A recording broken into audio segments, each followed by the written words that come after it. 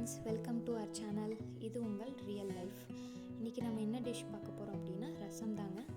ரசம்னா வெறும் ரசம் இல்லை, கல்யாண ரசம். கல்யாணத்து வீட்டிலலாம் ரசம் எப்படி வைக்கிறாங்க அப்படின்ட்டு பார்க்கலாம்.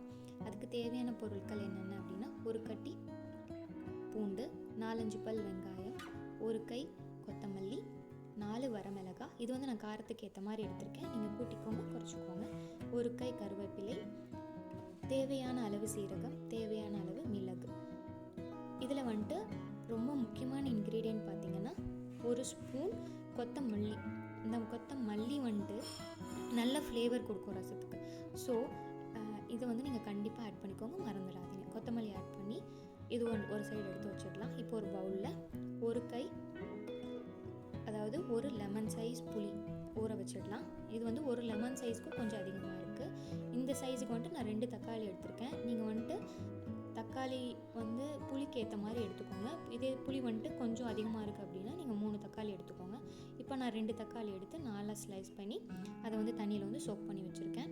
இப்போ நம்ம எடுத்து வச்சுருக்கோம் இல்லையா செலவு, அதை வந்து அரைச்சிக்கலாம். இதில் வந்துட்டு நம்ம நார்மலாக வீட்டில் வைக்கிற மாதிரியான ரசம், அதில் எக்ஸ்ட்ரா வந்து நம்ம வந்து கொத்தமல்லி ஆட் பண்ணியிருக்கோம். மல்லி வந்துட்டு நல்ல ஃப்ளேவர் கொடுக்கும். ஸோ அதனால தான் இது வந்துட்டு கல்யாண ரசம் அப்படின்னு சொல்கிறாங்க. இதில் வந்துட்டு ரசம் நிறையா டைப் இருக்குது. வடகம் ரசம், பருப்பு ரசம், கொள்ளு ரசம், தூதுவளை ரசம், செலவு ரசம், வேப்பம் பூ ரசம், எலுமிச்சை ரசம். இதெல்லாம் நாங்கள் எங்கள் வீட்டில் எப்பவும் செய்கிற ரெசிபீஸ். ஸோ இதெல்லாம் வந்து அப்கமிங் வீடியோஸில் நான் உங்களுக்கு போஸ்ட் பண்ணுறேன். இதில் வடகம் ரசம் வந்து எங்கள் மாமியார் வீட்லேயே வந்துட்டு ரெடி பண்ணுவாங்க. வடகம் வீட்லேயே ரெடி பண்ணி ரசம் ரெடி பண்ணுறது ரொம்ப ஃப்ளேவராக இருக்கும். ஒரு நாள் அதை வந்து நான் உங்களுக்கு கண்டிப்பாக வீடியோ எடுத்து போடுறேன். வடகம் எப்படி ப்ரிப்பேர் பண்ணுறது, இந்த மாதிரி ஆனியன் ரேட்டு கம்மியாக விற்கும்போது நம்ம இந்த மாதிரி வடகமாக போட்டு வச்சுக்கிட்டோம் அப்படின்னா நமக்கு ரொம்ப யூஸ்ஃபுல்லாக இருக்கும். அப்படி போட்டு வைக்கிற வடகத்தை எப்படி ஸ்டோர் பண்ணுறது, அந்த மாதிரிலாம் கண்டிப்பாக உங்களுக்கு வீடியோஸ் போடுறேன். இப்போ வந்துட்டு நாங்கள் யூஸ் பண்ணுற புளி பார்த்திங்கன்னா, கொல்லிமலையில் போயிட்டு புளியாக வாங்கிட்டு வந்து கொட்டையோடு வாங்கிட்டு வந்து எடுத்து வச்சு, அதுவும் 1 இயர்க்கு பானியில் போட்டு எப்படி வந்துட்டு ஸ்டோர் பண்ணுறோம், கொட்டையெல்லாம் எடுத்துகிட்டு எப்படிலாம் ஸ்டோர் பண்ணுறோம் அப்படின்னு உங்களுக்கு வேணும் அப்படின்னா நீங்கள் கமெண்ட் பண்ணுங்கள். கண்டிப்பாக வந்துட்டு அந்த வீடியோஸும் போடுறோம். 1 இயருக்கு அது எதுவுமே ஆகாது. புளி வந்துட்டு லேயராக வச்சு அதில் வந்து கல்லுப்பு வச்சு ஸ்டோர் பண்ணிவிடுவோம். அது வந்து 1 இயருக்கு எந்த பிரச்சனையும் இல்லாமல், எந்த பூச்சி புழு எதுவுமே வராமல் ஸ்டோர் பண்ணி வச்சுருப்போம். இப்போ வந்து நம்ம எடுத்து வச்சுருக்க இந்த செலவு இருக்கு இல்லையா, அது வந்து நல்லா மேஷ் பண்ணி அரைச்சிக்கலாம். எந்தெந்த பொருள் எடுத்தோமோ எல்லாமே வந்து இந்த மாதிரி அம்மியில் வச்சு அரைக்கும் போது ரசம் வந்து இன்னமுமே ரொம்ப நல்ல வாசமாக இருக்கும், ரொம்ப ஃப்ளேவர்ஃபுல்லாக இருக்கும். ஸோ இந்த மாதிரி ஒரு டைம் நீங்கள் ட்ரை பண்ணி பாருங்கள். அம்மி வீட்டில் இருந்துச்சு அப்படின்னா. மிக்சியை விட அம்மியில் வந்துட்டு நம்ம ரசம் செய்யும்போது இன்னமுமே நல்ல வாசமாக இருக்கும், நல்ல ஃப்ளேவர் கொடுக்கும். ஸோ கண்டிப்பாக மறக்காமல் நீங்கள் இது ஒரு டைம் ட்ரை பண்ணி பாருங்கள். அம்மி இருந்துச்சு அப்படின்னா. இல்லை எங்கள் வீட்டில் மிக்சி தான் இருக்குது அப்படின்னா ஒன்றும் பிரச்சனை இல்லை, அதே ஃப்ளேவர் கிடைக்கும். ட்ரெடிஷ்னல் எப்போவுமே ட்ரெடிஷ்னல் தானேங்க, அதனால் அம்மிங்கும்போது அது இன்னமுமே நல்ல வாசனை கொடுக்கும். இப்போ பாருங்கள், நான் எடுத்து வச்சுருக்க செலவு நல்லா இந்த மாதிரி 1-2 அரைச்சிருக்கேன். இதே நீங்கள் மிக்சியில் எடுத்திங்கன்னா நல்லா கிரைண்ட் ஆயிரும். அதனால் அது வேறு மாதிரி ஃப்ளேவர் இருக்கும், இது வேறு மாதிரி ஃப்ளேவர் இருக்கும். ஸோ இப்போ நான் எடுத்து வச்சுருக்கிறத வந்து கொண்டு போய் ரசத்தில் தாளிக்க ஆரம்பிச்சிடலாம்.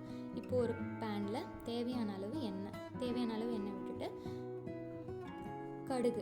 கடுகு ஒரு 1/2 டீஸ்பூன். ரசத்துக்கு எப்போவுமே வந்து எண்ணெய் வந்து அதிகமாக தேவைப்படாது. நீங்கள் அதிகமாக ஊற்றிட்டிங்கன்னா எண்ணெய் மேலே மிதக்க ஆரம்பிச்சிடும். ஸோ ரசத்துக்கு வந்து எண்ணெய் தேவையான அளவு நம்ம ஆட் பண்ணிவிட்டு கடுகு போட்டுடலாம். எண்ணெய் காஞ்சோடனே கொஞ்சம் கடுகு, 2-3 வரமிளகாய். நம்ம ஏற்கனவே வரமிளகாய் அதில் ஆட் பண்ணியிருக்கோம், மிளகு வேறு ஆட் பண்ணியிருக்கோம். ஸோ குழந்தைங்க சாப்பிட்றாங்க அப்படின்னா நீங்கள் கொஞ்சம் கேர்ஃபுல்லாக போட்டுக்கோங்க. வரமிளகாய் ஒரு 3-4, கருவேப்பிலை தேவையான அளவு ஆட் பண்ணிக்கோங்க. நம்ம வந்து ஏன் முதலே கருவேப்பிலை அரைச்சிட்டோம்னா, குழந்தைங்க வந்து கருவேப்பிலை இதில் போட்டால் கண்டிப்பாக எடுத்து வச்சுருவாங்க. ஸோ நம்ம ஒரு டைம் அரைச்சிட்டோம் அப்படின்னா அதோட எசன்ஸ்லாம் இதில் ஆட் ஆகிடும். இன்னமும் அது வந்து சத்து நிறைந்ததாக இருக்கும். இப்போ வந்து நம்ம அரைச்சி வச்சுருக்க மசாலாவை இதில் போட்டு நல்லா வணக்கிடலாம்.